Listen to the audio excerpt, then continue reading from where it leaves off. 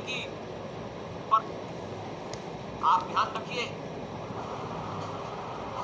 बौनों के सामने झुकने की परंपरा सनातनियों की नहीं थी।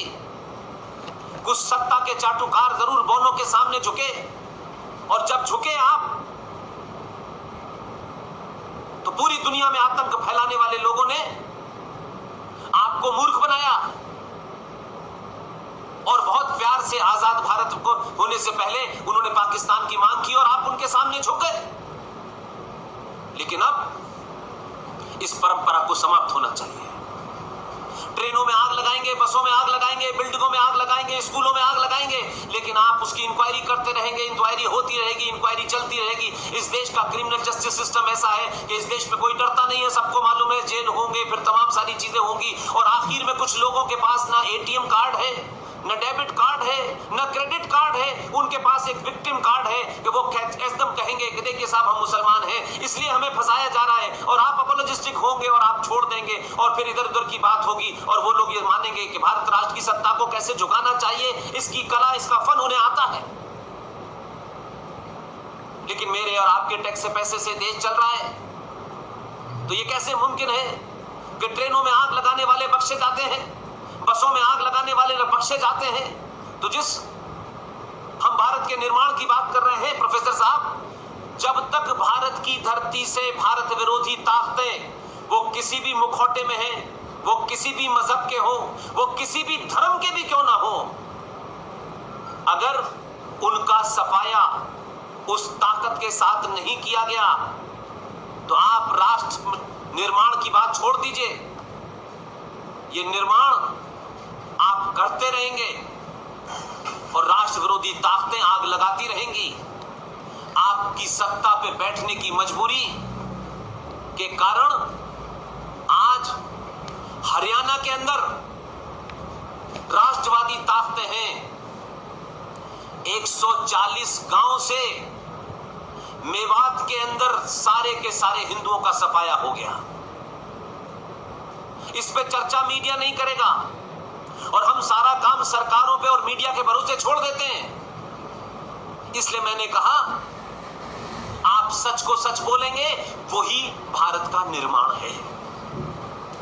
मैं किसी बिल्डिंग से ज्यादा बनाने से, अगर हजारों में से 5 लोग भी मेरे अपने जीवन काल में राष्ट्र को बचाने की मनोदशा के साथ कुछ लोग खड़े हो गए, उससे बड़ा निर्माण भारत का नहीं हो सकता। यार एक बात बताओ, घर बैठे ऑनलाइन काम करके महीने का कितना कम? ये बसें ट्रेनें चलती रहेंगी। जब भारत आजाद नहीं था तब भी ट्रेन चल रही थी, लेकिन ये निर्माण राष्ट्र को नहीं बचा सकता। अगर राष्ट्र को कोई बीमारी ग्रस्त कर रही है, तो इस बीमारी को काट के समाप्त कर देना चाहिए।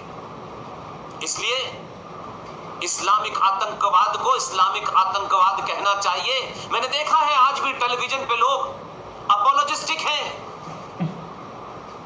लेकिन दूसरी तरफ जिनके पास विक्टिम कार्ड है वो कहते हैं ये संघी आतंकवाद, ये आतंकवादी संगठन आरएसएस, ये तमाम शब्दों का प्रयोग करने से वो अपोलोजिस्टिक नहीं होते। ये हिंदू आतंकवाद कहने वाले अपोलोजिस्टिक नहीं होते, उनको डर नहीं लगता। लेकिन हमने महानता की चादर पहन रखी है, या कायरता उसमें छुपा रखी है कि हम सच नहीं बोलते कि इस देश में इस्लामिक आतंकवाद पूरे चरम पर है, और ये आज से नहीं है, 1000 साल से हम इस आतंकवाद से लड़ रहे हैं। लेकिन एक झूठ चल रहा है, और इसमें सनातनी सबसे आगे है, क्योंकि हमें सबके सामने अच्छा बन के रहना है। इसलिए मैं कभी कभी वर्तमान सत्ता के शीर्ष पे जो बैठे हैं, मैं उनका जिक्र करता हूं।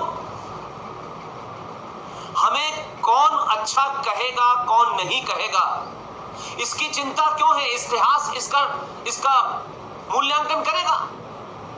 हम जो आज सही समझते हैं वो हमें करना चाहिए। इसलिए इस तथाकथित आजाद भारत में हमने कैसे नारे गढ़े, इसलिए भारत का निर्माण नहीं हो पा रहा है।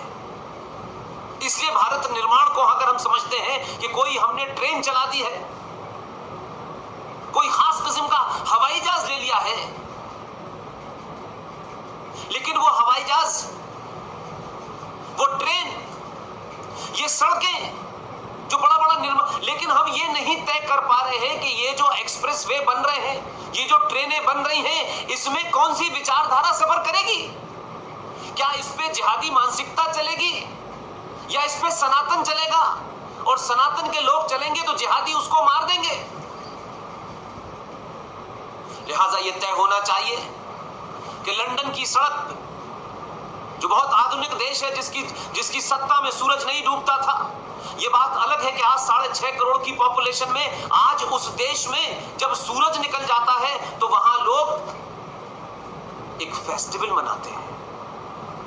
आज उस देश की सड़कों पर आधुनिक बस में बैठ करके कुछ लोग सड़क के किनारे कुछ जिहादी लोगों पे बस चढ़ा देते हैं। तो ये भी तय होना चाहिए कि वो ये भूल गए कि ये सड़क का निर्माण जो है उस राष्ट्र को नहीं बचा पा रही है। आज सड़कों के ऊपर क्या उपद्रव हो रहा है ये भी पूरा देश देख रहा है। अमेरिका में क्या हो रहा है वो पूरा भी दुनिया देख रही है।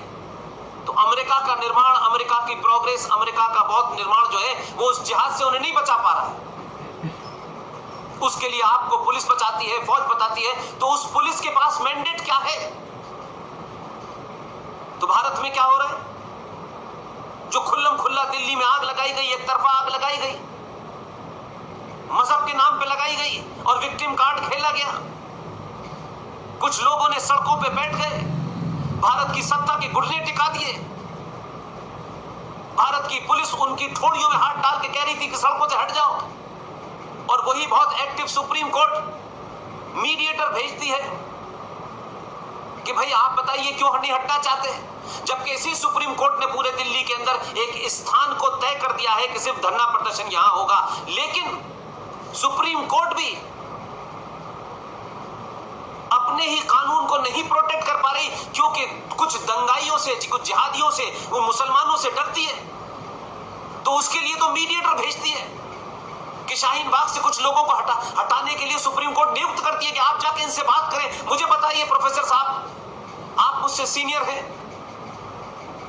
हजारों छात्र आपके नीचे से पढ़ के गए होंगे, क्या कभी आपने सुना कि देश में कोई ऐसा धरना हुआ जिसे हटाने के लिए सुप्रीम कोर्ट ने कुछ लोगों को इंटरव्यूकर तय किया हो और कहा हो कि जाके आप उनसे बात करके हटाइए, और उसके बाद भी नहीं हटे?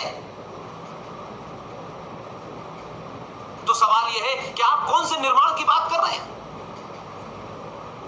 अगर 4-4 महीने इस देश के अंदर इस तरीके के धरने प्रदर्शन होंगे और आपको डराया जाएगा, संविधान का सहारा लिया जाएगा, मुसलमान होने का डर बनाया जाएगा और पूरी दुनिया के मुसलमानों को इकट्ठा किया जाएगा, बाहर से पैसा आएगा, तो फिर तो मैं समझता हूं कि इस भारत राष्ट्र को बचाना मुश्किल है। सरकार बच सकती है, राष्ट्र नहीं बचेगा।